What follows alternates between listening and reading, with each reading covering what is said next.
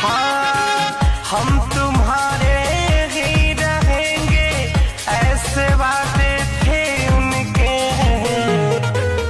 सपने दिखा के लाखों, सपने दिखा के लाखों, फिर अपनी नजर से गिरा दिया, फिर अपनी नजर से गिरा दिया। रे मैंने प्रेम कर